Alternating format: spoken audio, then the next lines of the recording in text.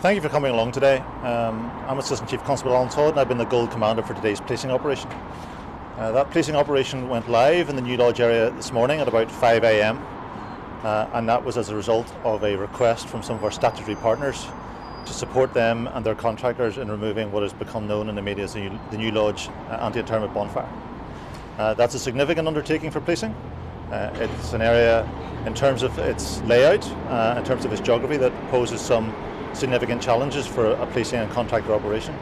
Notwithstanding that, we've been involved in a significant amount of planning and significant amount of resourcing to make today's operation possible. Clearly these are dynamic operations and not everything always goes according to plan. So in the mid-morning, 2 people had been on top of the bonfire for a significant period of time. One of those eventually came down, but unfortunately another 2 were able to breach the police line and get onto the bonfire. Clearly that's a public safety issue for them. In parallel to that, a large crowd gathered in the area. A significant number of women and children were in that crowd, and at times the people looking to attack police lines were using those women and children as shields. That poses a dilemma for me as a police commander. I have an objective to support our partners in clearing a bonfire site in support of the local community and support of the local community's wishes, but I also have a lawful and legal obligation to minimise any resort to use of force by police and to minimise the risks of so doing to public safety.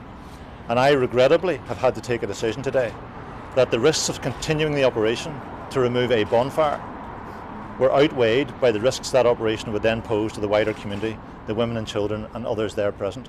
That's a matter of regret to me that we weren't successful in the objective of the operation, but it is nonetheless a responsible, professional policing decision taken within the law and taken with very little room for other decisions to be made. I would like to apologise for the local community that we've not been successful in achieving that objective today. That doesn't mean that we won't be policing, continue to police that area as we have. In fact, calls for service have continued throughout today and continued throughout the afternoon as we continue to deliver policing service to that area. This is a standalone operation. I don't regard it as a successful outcome, neither would anybody else. But at the end of the day, it's a responsible decision I'm charged with making within the law. And I've made that decision in the interest of the wider public safety, rather than continue with an operation which might be seen to use force merely to prove a point and not achieve an objective, which would be irresponsible in my position. I'm happy to take questions.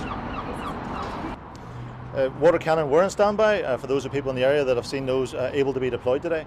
But as I said earlier, quite frankly, it's a question for me as a police commander. Am I going to continue ramping up the use of police force against a wider community with innocent members present, including water cannon, including the potential for AEPs, commonly known as plastic bullets in parlance in the area?